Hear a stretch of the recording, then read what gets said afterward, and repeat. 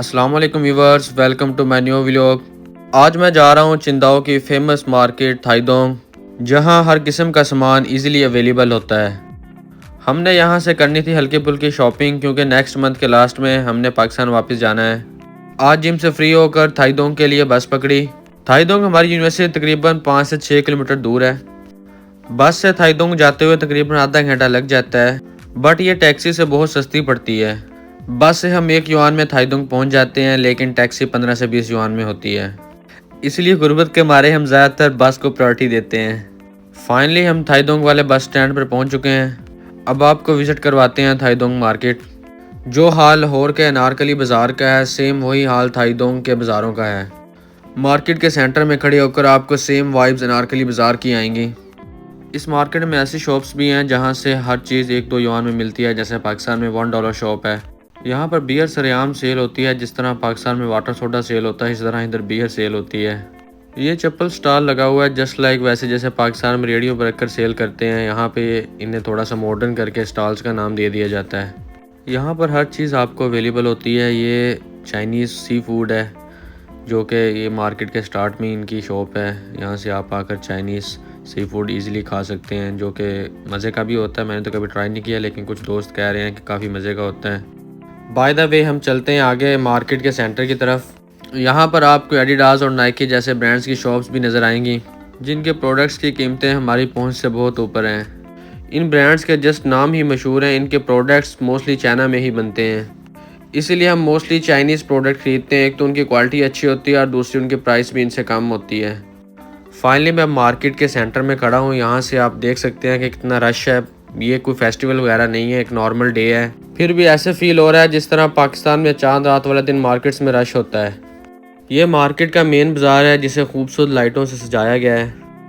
ये आप देख सकते हैं सेम वही नज़ारे जो पाकिस्तान में रात को 10-11 बजे बर्गर पॉइंट्स पर लगे होते हैं। कभी कभार इनको ऐसा बैठा देखकर हमारे दिमाग में भी पाकिस्तानी बर्गर पॉइंट्स आ जाते हैं और फिर पाकिस्तान की काफ़ी याद आती है। बाहर आकर सबसे ज़्यादा पाकिस्तानी खानों की याद आती है। इसके अलावा आपको बाहर हर तरह की सहूलत मैसर होती है। थाईदोंग मार्केट के इस बाज़ार में आकर आपको सेम वैसी फीलिंग आती है जैसे पाकिस्तानी बाज़ार हो। सेम वैसे स्टॉल्स लगे हैं जैसे पाकिस्तान में हैं। चाइनीज़ कौम ऐसे नहीं पूरी दुनिया में इतनी तरक्की कर गई। इनकी मार्केटिंग स्किल्स चेक करवाता हूँ आपको। इस शॉप में मैं 2 से 3 मरतबा जा चुका हूँ। ये 39 युआन देख कर के 39 युआन की शर्ट्स हैं। जैसे अंदर जाते हैं कोई भी शर्ट 39 युआन की नहीं मिलती हमें। फिर आगे रिसेप्शंस पर लड़कियाँ होती हैं जो फोर्सफुली कुछ ना कुछ आपको बाय करने पर मजबूर करती हैं। उसके बाद फिर कभी हमने इस शॉप की तरफ मुँह नहीं किया। हम मोस्टली इस अंडरग्राउंड शॉप पे आते हैं, जहाँ पर हर किस्म की टी शर्ट्स, पैंट्स, ट्राउज़र्स और शूज़ अवेलेबल होते हैं और इनकी प्राइस भी मुनासिब होती है। और यहाँ पर mostly product made in China है और मोस्टली चाइनीज़ पीपल ब्रांडेड चीज़ों पर अपने मुल्क की प्रोडक्ट को तरजीह देते हैं, जिसकी वजह से चाइना दुनिया की तरक्की याफ्ता मालिकों की लिस्ट में पहले नंबर पर है। हमने लेनी है अपने लिए कुछ टी शर्ट्स। चलते हैं जल्दी से, टी शर्ट्स को पसंद करते हैं अच्छी सी। ये आप देख सकते हैं कि इस शॉप में आपको हर तरह की पैंट्स, ट्राउज़र, शर्ट्स अवेलेबल हैं। मुझे ये एक ट्राउज़र और 2 शर्ट्स पसंद आई। अली ने भी एक ट्राउज़र पसंद किया और 2 शर्ट्स पसंद की। फिर हम आगे काउंटर पर पेमेंट करने। अली शर्ट्स दिखा रहा है जो हमने पसंद की हैं। ऑलमोस्ट सेम ही हम दोनों ने पसंद की हैं, क्योंकि दोस्त होने के नाते जो चीज़ एक दोस्त को पसंद आती है दूसरे को भी मोस्टली वही चीज़ पसंद आती है। दरअसल ट्राउज़र थोड़ा सा बड़ा था, उसको नीचे से एडजस्ट करवाना था। हम पहले गए थे बट उन्होंने कहा कि पहले पेमेंट होगी फिर एडजस्ट करके देंगे। पर जैसे हम पेमेंट करके वापस गए तो वो अपना स्टॉल बंद करके जा चुके थे। वैसे भी ऑलमोस्ट शॉप क्लोज़ होने वाली थी। 9-10 बजे मोस्टली शॉप्स बंद हो जाती हैं। फिर सोचा चलो व्यूवर्स को शॉप जो कि मॉल टाइप लगती है आपको थोड़ी सी विज़िट करवा दें। और अली को अपनी भतीजी के लिए बैग लेना था, इसलिए वो बैग पसंद करने लग गया। तब तक आपको शॉप थोड़ी बहुत विज़िट करवा देता हूँ। ये जोगर्स जो कि पाकिस्तान में 3000, 4000, 5000 तक मिलते हैं, यहाँ पर जस्ट 30 युआन, 40 युआन के अंदर अवेलेबल हैं। बट कुछ इनसे अच्छी क्वालिटी में भी जोगर्स हैं लाइक दिस। ये मोस्टली 100 युआन तक के हैं या 120-25 युआन तक के हैं, और जो कि ब्रांडेड शॉप्स में आपको 200-250 युआन पे मिलेंगे। मुझे 2-3 स्नीकर्स बहुत पसंद आए, बट जेब ने इजाज़त नहीं दी कि ख़रीद लूँ, क्योंकि हमें अपने मंथली एक्सपेंसेस मैनेज करने होते हैं और अगर मैं इनको ख़रीद लूँ तो मेरा मंथली बजट डिफ़ॉल्ट में चला जाएगा। बट काफ़ी अच्छे जोगर स्नीकर्स यहाँ पर अवेलेबल हैं। आपको यहाँ से ब्लैंकेट, बेडशीट, मैट्रेस पैड वगैरह भी मिल जाते हैं। इसके अलावा मैंने यहाँ पर पाकिस्तानी तर्ज की रज़ाइयाँ जिन्हें हम बोलते हैं ब्लैंकेट्स, वो भी अवेलेबल हैं। ये देसी तर्ज की नरम ब्लैंकेट्स भी अवेलेबल हैं ये एरिया तो वैसे औरतों का है, बट मैं आपको दिखा दूँ यहाँ पर काफ़ी ज़्यादा बेड शीट्स लटकी हुई हैं। अगर आपको कोई बेड शीट पसंद आती है तो आप उसे ख़रीद सकते हैं। उसके बाद आप अपने प्लान के मुताबिक यहाँ से एडजस्ट भी करवा सकते हैं। अब तक आलमोस्ट मैं आपको आधी शॉप तो विज़िट करवा चुका हूँ। अब चलते हैं अली की तरफ, जो कि बैग पसंद कर रहा था। पता नहीं उसे अभी तक पसंद आया भी है कि नहीं, क्योंकि मैं व्लॉग शूट करने इस एरिया की तरफ आ गया था। वापस जाते हुए मुझे कुछ बेड शीट्स अच्छी क्वालिटी में नज़र आई, तो सोचा व्यूवर्स को ये भी दिखा दूँ। काफ़ी अच्छी क्वालिटी में ये बेड शीट्स और फैंसी हैं। इस शॉप से आप पलंग के अलावा अपने बेडरूम का हर सामान ख़रीद सकते हैं। वापस अली के पास पहुंचा तो वो कुछ खिलौने देख रहा था अपने भतीजे के लिए, जो कि अभी आई थिंक 2 साल का है।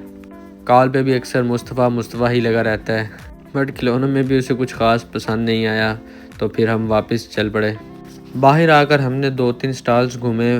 वैसे ही तंग करने के लिए चाइनीज़ के पास चले गए। यहाँ पर मैंने 2-3 वॉचेस देखी जो कि पाकिस्तानी ऑलमोस्ट 20,000-25,000 तक थी।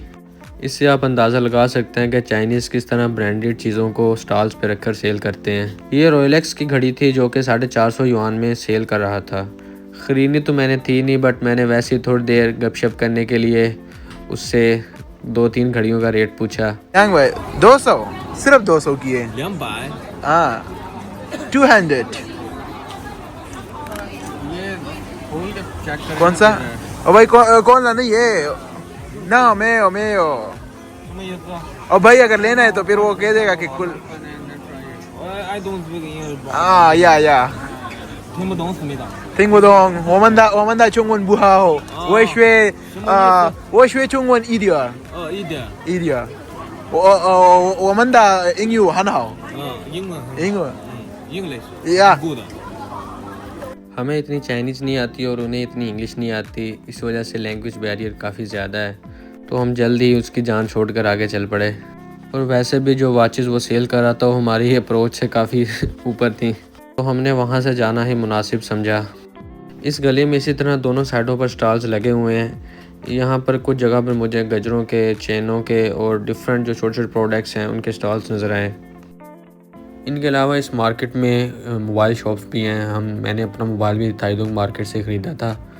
फ़िलहाल अभी हम लेट हो चुके हैं क्योंकि ऑलरेडी 10 बज चुके हैं और हमें अभी कुछ खाना भी है और डोम वापस भी जाना है, क्योंकि 11:30 डोम का दरवाज़ा बंद हो जाता है। हमारा यह दुख सिर्फ इंटरनेशनल स्टूडेंट्स ही समझ सकते हैं। तो हम जल्दी से इस बाज़ार से निकले और चल पड़े अल सलाम की तरफ, जो कि एक छोटा सा तुर्किश रेस्टोरेंट है। मुझे इनका बीफ बर्गर बहुत ही पसंद है, जो कि काफ़ी टेस्टी होता है, बट अभी भूख लगी है तो अब और ज़्यादा मज़े का लगेगा। बाय द वे देख ले, हम चाइना में बैठ के तुर्किश खानों के मज़े ले रहे हैं। बर्गर वगैरह खाने के बाद हमने करवाई टैक्सी, क्योंकि वापस अब बस ऑलरेडी बंद हो जानी थी 10:30, तो मजबूरी में टैक्सी ही बुक करनी पड़ी। बाय द वे सॉरी आप व्यूवर्स, आपको मैं थाईदोंग का पूरी मार्केट का विज़िट नहीं करवा पाया, हमारे पास टाइम कम था। नेक्स्ट टाइम इंशाल्लाह अगर मैं आया और मेरे पास टाइम काफ़ी हुआ तो आपको इंशाल्लाह थाईदोंग के चारों बाज़ारों का विज़िट करवाऊँगा। यहीं तक था हमारा आज का व्लॉग। मिलते हैं अगले व्लॉग में, तब तक के लिए अल्लाह हाफिज़।